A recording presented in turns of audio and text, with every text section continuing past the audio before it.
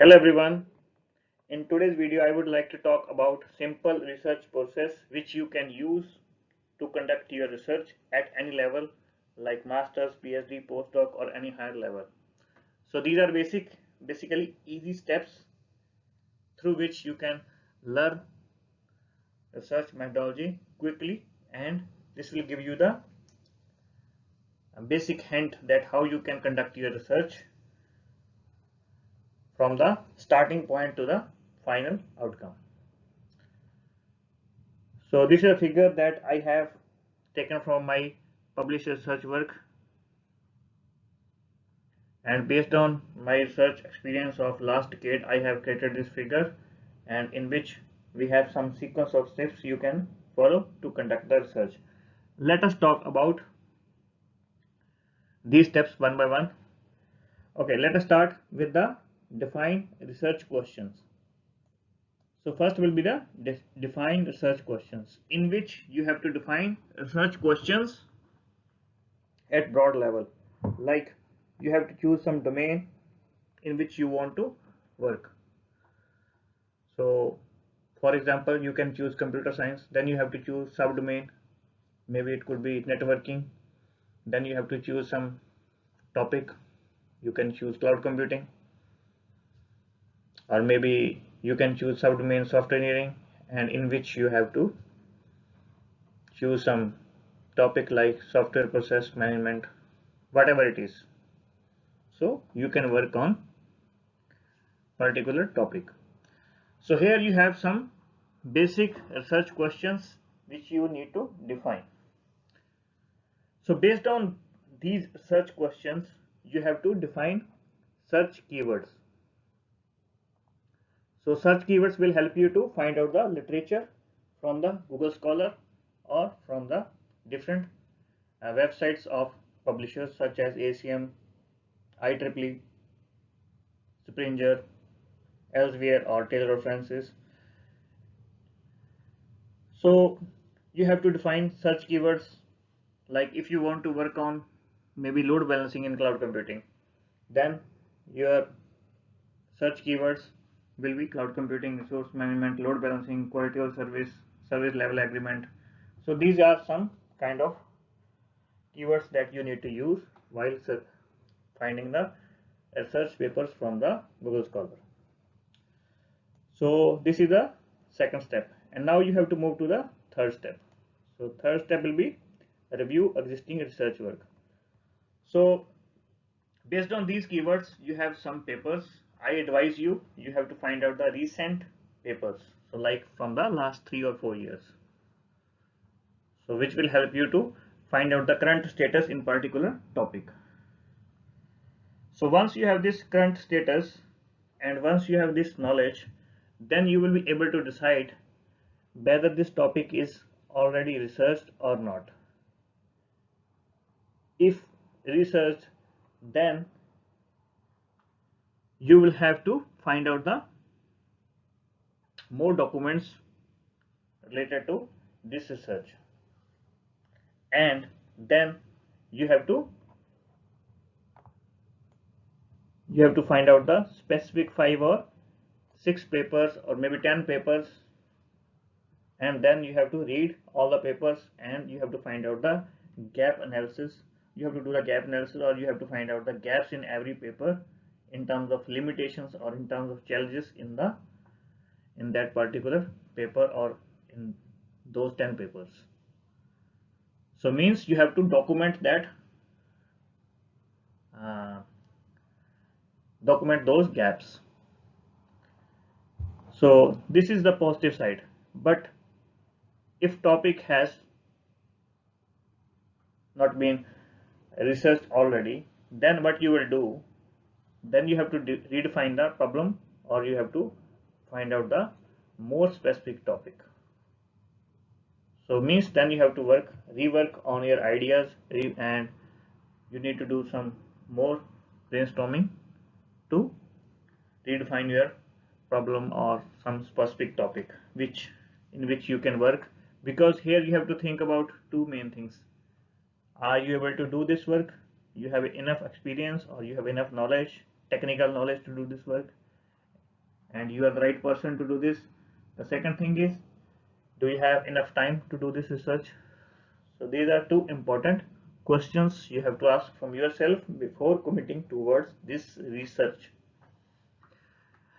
All right, so we have proper documented research, and then you have to define problem statement.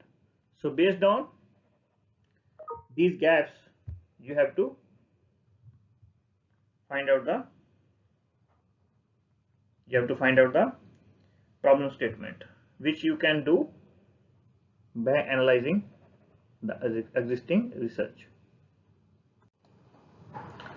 So like if you have done some uh, review of existing research works on load balancing, then your problem statement could be how you can improve load balancing. So that could be the problem. So there are many methods that has been already proposed, and you have to find out the limitation on those methods, and then you can design your own new approach that could help to solve the existing challenges in the load balancing. Then you have to define the objectives. So let us assume your problem is like you're defining like problem statement, I have to reduce energy consumption or cost of cloud data centers. So then what you will be the what will be the objectives of your research? So here I would like to tell you first, you have at least 3 objectives, and every objective must be started with the word to. So the basic 3 objectives can be to study the existing work, to propose new thing, to validate this through simulation or real systems. If I can take an example of to reduce energy and cost in cloud data centers, then my objective could be like this: to study the existing resource management techniques for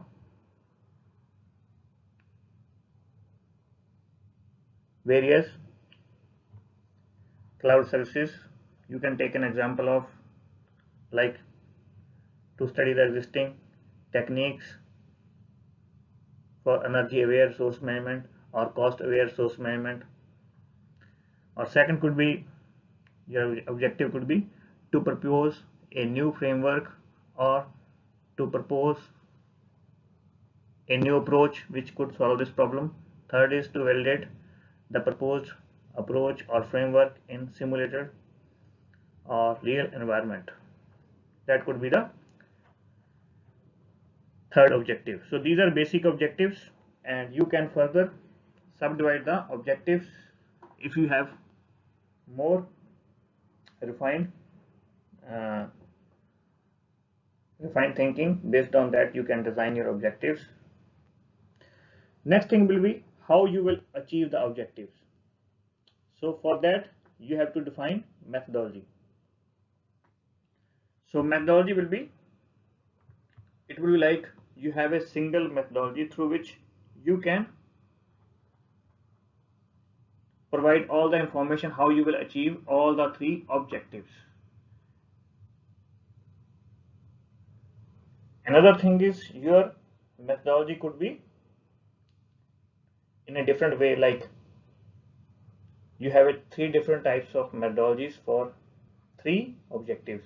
The first objective, to study existing literature. So your methodology could be, to achieve this objective, I would like to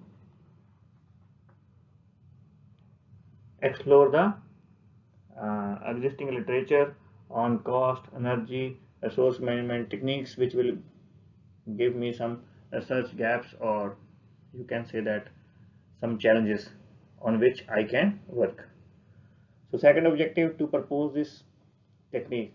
So your methodology could be, to achieve this objective, I would like to design a new framework, using heuristic algorithm, or you can say that maybe some AI or ML technique to improve quality of service parameter and to reduce SLA violation, something like this you can talk about.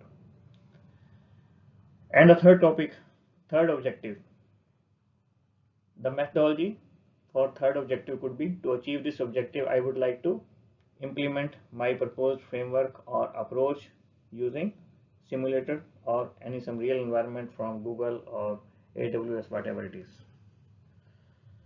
So to define research methodology, you have to collect some data from the existing papers or from some of the industries for analyzing. Then based on this, you can design the framework, and then you have to validate the framework. Okay, so the important thing is here, you have to now check this research plan is appropriate for your research project or not. So here you can take an advice or take help from your colleague or your supervisor or mentor. He or she will help you to find out whether this problem is right and you are the right person to do this, and you have enough time and you have enough knowledge to do this. This is important thing. And once you have clearance about this, and your supervisor or your mentor will be happy that you are capable to do this research work because you have knowledge of this language or tools and technologies, and you have a 1 year to do this, then you have to go ahead. Then you have to collect and analyze data. Then you have to design framework. So designing framework is very important, and you can design framework only once you have knowledge about existing frameworks. So you can design framework by proposing some architecture, by designing some algorithm, or you can do it through the mathematical formulation, or you can use also UML diagrams. It's if something is related to software engineering or DFD, you can use.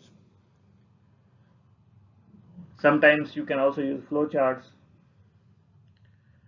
but the best base, you have proper architecture and its components, and all the components have been explained, should be explained in the text, and then you have a proper algorithm, and you have proper formulas which you are going to use to calculate various QoS parameters, or which you will use in that algorithm also. So once you have this design framework, and based on that you have to implement that framework for the testing or for performance evaluation. So you can use any language or tools or technologies, whatever available with you. So like these days people are using Python, and you can also use GCP, AWS to implement your work. Anything that's not specific. If you're doing research outside computer science, they have some different types of simulators or different types of experimental setup that you can use. So this is how you're implementing through the coding, and you can also design here front end if required. If you want to get input from the user, you can alternatively you can use the IoT devices. So next is validate framework. So this is very important, how you will validate your framework. So once you have proper implementation, then you have to, because I already explained in the step 3, review existing research work, and you have already documented these research works. Then you have to find out 1 or 2 very relevant and very recent works, and then you have to implement all the algorithms or all the approaches. All means your approach and the baselines in the same environment to see their performance. So if your performance will be better than the previous research works or previous approaches, then you have to find out why this performance is better. You have to analyze the results. and through this way you can validate your framework. You can also validate your framework mathematically, or you can also validate your work in both ways. So once you have results in graphical form or in tables, then you have to generate the result report, which will be the outcome of your research project. And this is the simple search process from the step 1 to the last step to generate the result report. And in the result report you have a proper outcomes, and in which you will explain how you have conducted your research and what are the benefits of your research, what are the positive points of your research, and you can also find out some limitations or assumptions of your research, which could be the future work for you or other readers once you will whenever you will publish it as a research paper. So this is very important, and you have to use this simple search process to conduct your search at any level. Please do not forget to like, share and subscribe. Stay tuned for future giveaways. Thank you.